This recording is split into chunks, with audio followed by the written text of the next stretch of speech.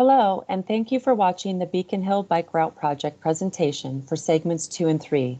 We will start this presentation with a land acknowledgement. We acknowledge the original inhabitants of this place, the Coast Salish and Duwamish tribes, who since time immemorial have hunted, fished, gathered, and taken care of these lands. We respect their sovereignty, their right to self-determination, and we honor their sacred spiritual connection with the land and water. For today's presentation, myself, Lisa Harrison, the Communications and Outreach Lead, and Serena Lehman, the project developer, will be providing a brief project overview and showing our proposed cross-sections, and we will discuss how the project plans to proceed forward and what feedback we'd like from you. At SDOT, we want to deliver projects that contribute to a thriving, equitable community that is powered by dependable transportation. We want the transportation system to provide people with safe and affordable access to places and opportunities, and we are guided by our values of equity, safety, mobility, sustainability, livability, and excellence.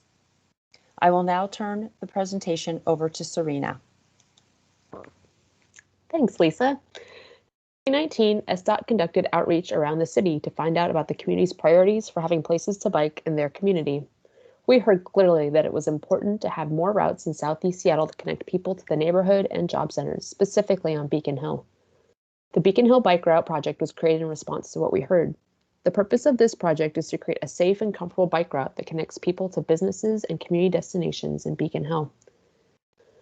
This bike project continues to build out the bike network, connecting to the new bike lanes on South Columbian Way, South Myrtle Street, and the Chief South Trail. We're planning a bike route in Beacon Hill as we've identified the area as a high priority corridor for meeting the following transportation and community needs.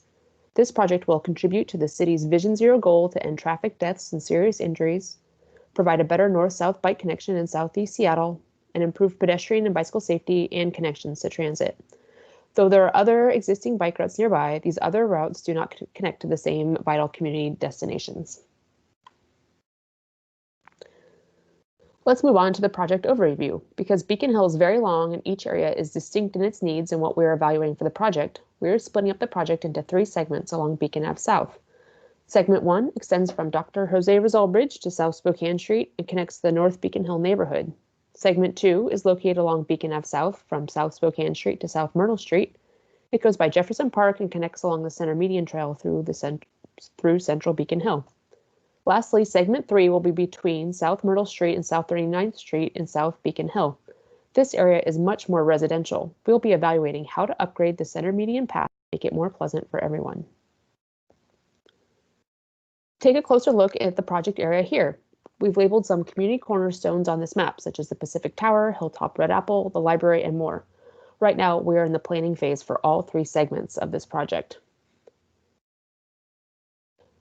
Both segment 2 from South Spokane Street to South Myrtle Street and segment 3 from South Myrtle Street to South 39th Street are what we'll be discussing in this presentation. Before we dive into cross sections, I'd like to talk about what the bike project could look like. When the bike facility is on the roadway with vehicles, we are planning on installing a protected bike lane. This has a designated space for people to ride their bikes and some sort of vertical protection between the people on bikes and vehicles. For the Center Median Trail, we're investigating repairing and widening the trail to accommodate both people biking and walking, to basically make it a multi-use path. Now we're going to look at existing conditions. In this image, we're looking at Beacon Ave South between South Spokane Street and South Alaska Street. There are 2 travel lanes and a center turn lane. This stretch of Beacon Ave South goes between the golf course, Jefferson Park, and the Veteran Affairs Hospital. The Route 36 travels through here. There's also an adjacent parking lot providing access to the park and community center. Heading south, starting at South Ferdinand Street and continuing to South 39th Street, there's parking on either side of the street, a lane in each direction, and the center median. The Route 36 continues to operate through this area. Now I'm going to talk through our proposed cross sections. Between South Spokane Street and South Alaska Street, we're proposing removing the center turn lane and installing protected bike lanes on either side of the street. Through this section of Beacon Ave South, there are a couple different bus stops. Shown here are some potential or examples of what we could potentially install at the bus stops to reduce the conflicts between the bus and bikes. On the left, we have a bus island, and the second, we have an inline bus stop. This is where the bike lane is raised up at the bus stop to accommodate people boarding the bus.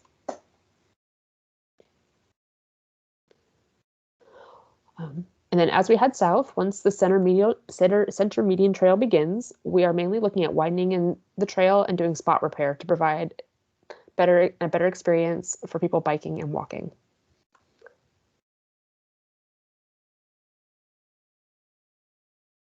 These are photos of the existing conditions along the center median path. As you can see, it is currently used by both people walking and biking today.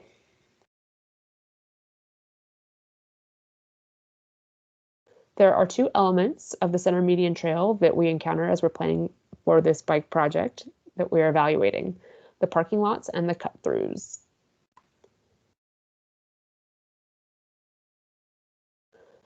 There are several parking lots in the center median, and the three primary spots are South Columbian Way, South Graham Street, and South Myrtle Street.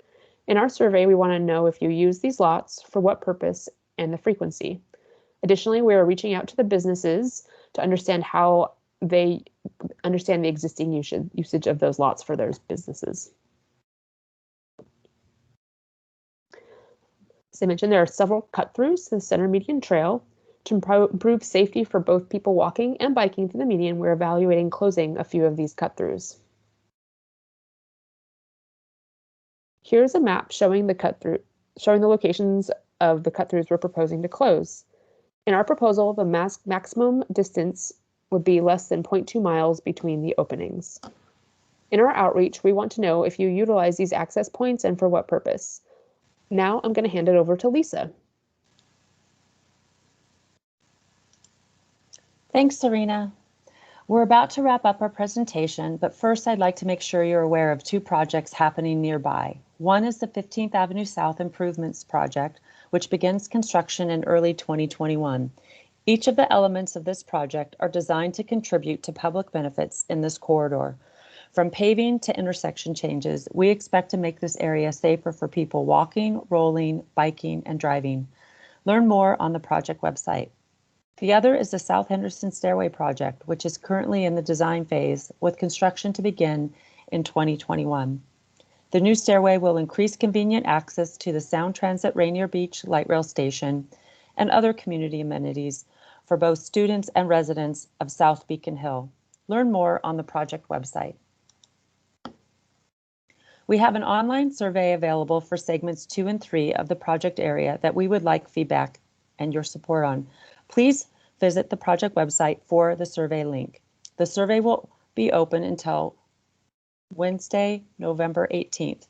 We're hosting an online drop-in session on Thursday, November 12th. We will share information about the project and host a live question and answer session. We will be working to stay in touch with you throughout this project. You can stay informed about upcoming outreach activities by checking the project website or signing up for email updates. Remember, there's an upcoming online drop-in session on Thursday, November 12th from 6 to 7:30 p.m. The online survey is now live and the link is available on the project website. The survey is open until Wednesday, November 18th. Thank you for watching this presentation.